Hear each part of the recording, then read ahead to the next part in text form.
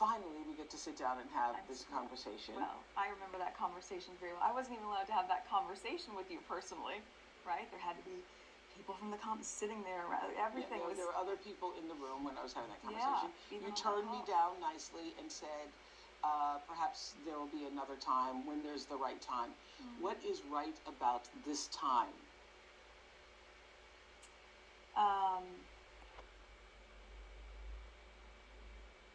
Well, so many things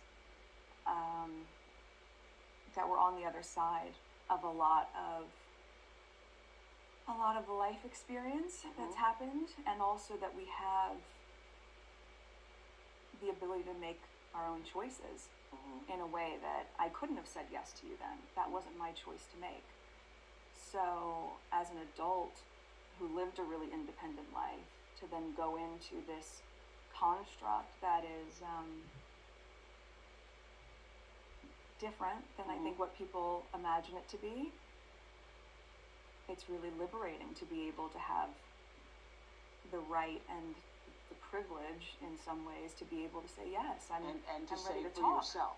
To say it for and yourself. Not to have to consult with anybody at this point. Yeah, to be able to just make a choice on your own and just be able to session about anything in my world, including tracking down my parents, and I did everything I could to protect both of them in that media frenzy.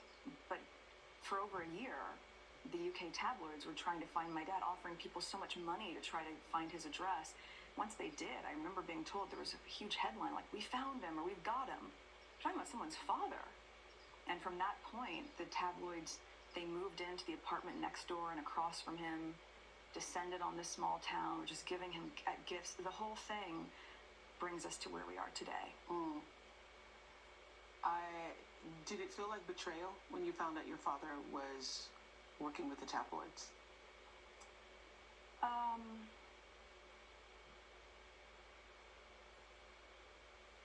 I'm just trying to decide if I'm comfortable even talking about that.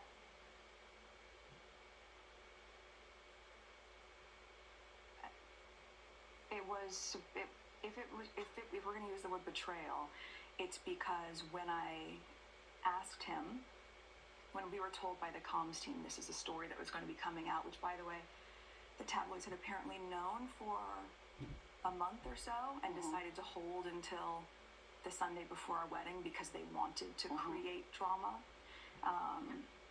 which is also a really key point in all this. They don't report the news, they create the news.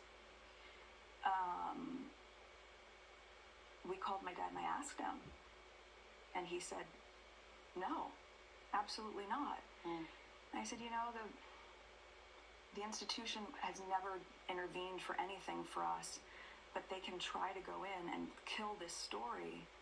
But if they do this once, we're not going to be able to use that same leverage to protect our own kids one day." He said, "No, absolutely not." He hadn't been talking to them? Yeah. So he basically lied to you. Well, and so when I said we won't be able to protect our own kids one day, and I said, "So I just need you to tell me, and if you tell me the truth, we can help." And he wasn't able to do that. And that for me has really resonated, especially now as a mother. You know, not being willing to protect you. And also me saying, just full stop, if we use this to protect you, we won't be able to protect our own children one day. Well, I'm talking about your grandchildren. So I look at Archie, I think about this child, and I go, I genuinely can't imagine doing anything to intentionally cause pain to my child. I can't imagine it. So it's hard for me to reconcile that. So your father being hunted down, it seemed like you were saying in some ways that they did this to him. So I want you to be able to clarify this, that the tabloids, the media did this to him, they hunted him, but he has a responsibility in it too. Everyone has accountability. Look, they've hunted my mom down. Right. And she didn't speak to the tabloids. You've never heard her say a word. She's remained in silent dignity for 4 years, watching me go through this. And Samantha Markle, your half-sister on your father's side, has written a supposedly tell-all book about you. What is your relationship with her? I think it'd be very hard to tell all when you don't know me. And I I mean, this is a very different situation than my dad, right? When you talk about betrayal comes from someone that you have a relationship with, right? I don't feel comfortable talking about people that I really don't know, but I grew up as an only child, which everyone who grew up around me knows. For that, 10 years before that. So you all weren't close, you didn't grow up together? No. She doesn't really know you? No, she changed her last name back to Markle I think she was in her early 50s at that time, only when I started dating Harry.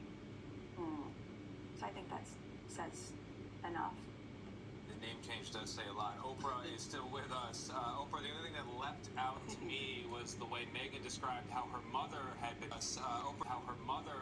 bearing up under all this scrutiny with quote silent dignity. And then you contrast that with her father. Is she open at this point to having a relationship with her father? I know he's never met Archie. Or Harry. I know. Or Harry. Right. I haven't really, I didn't pursue that conversation with them. From what I gathered, her relationship with her father is similar to what's happening with Prince Harry and Prince William now, that there's distance there, and maybe with time things will get better, but for now, no. One of the most striking things to me, Oprah, in this conversation was actually about Harry's relationship with his father, because both Meghan and Harry were very respectful towards the Queen. Harry kind of stayed away from his relationship with his brother, but acknowledged that there was space. But he was very specific in saying he was hurt and disappointed by his father. Were you surprised by that? I was surprised that he was open, vulnerable, because we could feel his pain when he was speaking about his father. And the moment where he says that 72 members of parliament stood up and nobody in his family did, and that hurts. I could feel that he really deeply meant that. When I asked him, as we just heard in this interview, what would it mean to you if someone apologized?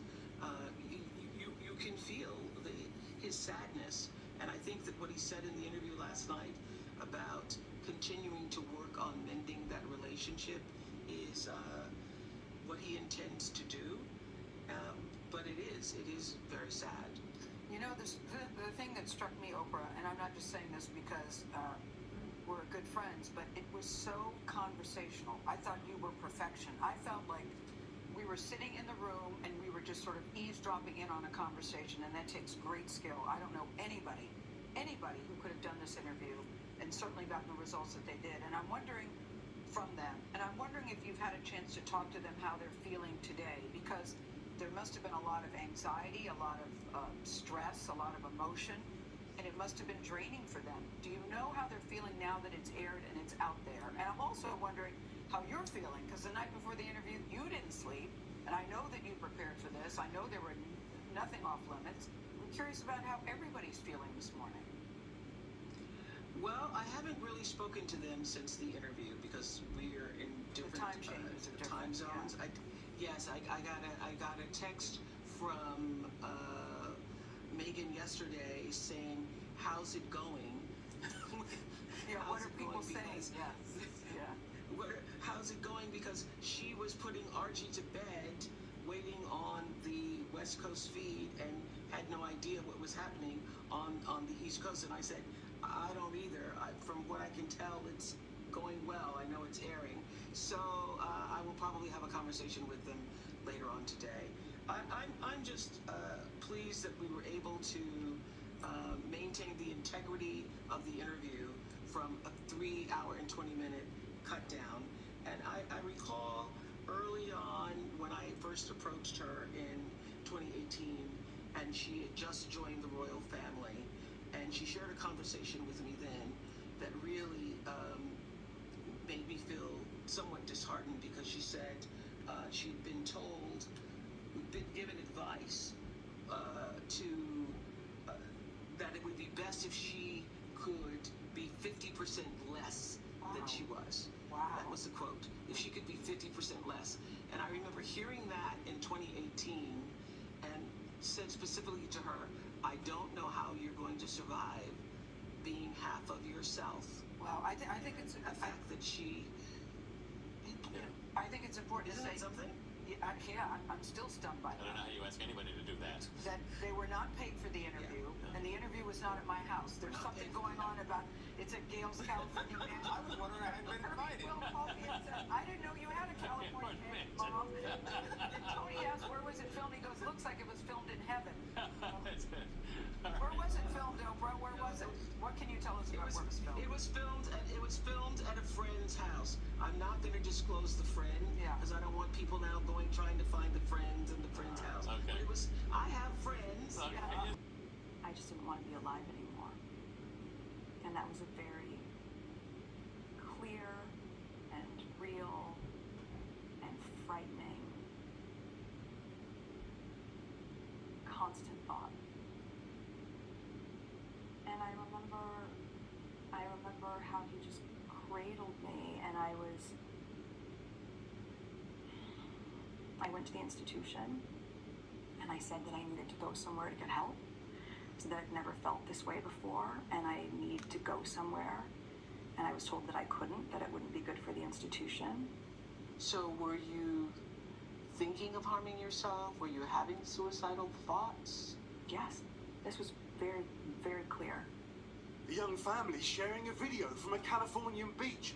But Meghan says before she had baby Archie, there were conversations about his status in the royal family and about his race.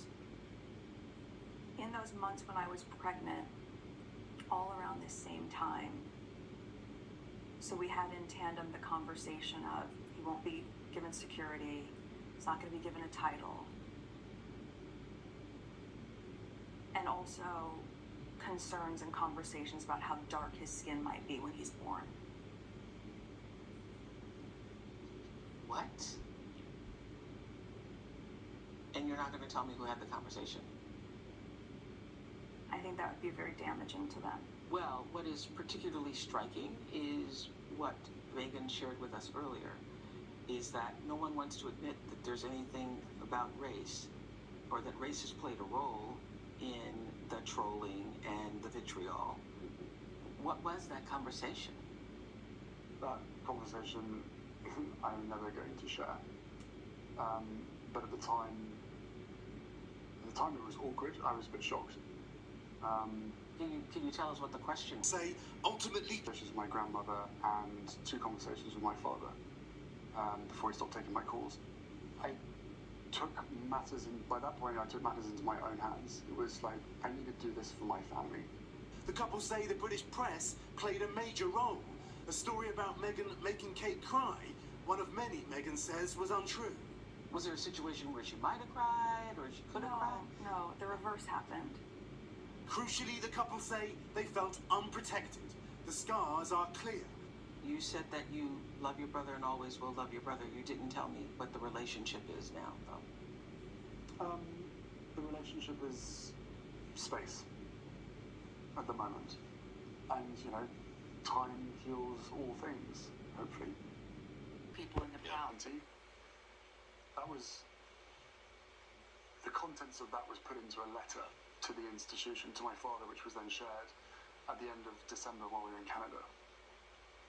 And to then get back on the 6th, after my grandmother had said, the moment you land, come up to... We asked if we could go up to see come up to Sandringham, we'd love to have a chat, come for tea, and why don't you stay for dinner, because it's going to be a long drive and you're going to be exhausted. She even said stay the night. Wonderful, I love that. Yeah. The moment we landed in the UK, I got a message from my private secretary, Fiona, at the time. Private secretary is sort of like a CEO role in the institution. Cutting and pasting a message from the Queen's private secretary, basically saying, please pass on to the Duke and Duchess of Sussex that he cannot come to Norfolk. The Queen is busy. She's busy all week. After she just invited you? Yeah. Just invited me. The Queen's busy. She's busy all week. Do not come up here. Okay, so I rang her from Frogmore that night and said I was thinking about coming anyway, but I hear you're not busy. And she said, yes, there's something in my diary that I didn't know that I had. And I said, well, what about the rest of the week? She goes, well, that's busy now as well. Okay, I didn't want to push because I kind of knew what was going on. And And then later that night, But doesn't the Queen get to do? I mean, doesn't the Queen get to do what the Queen wants to do?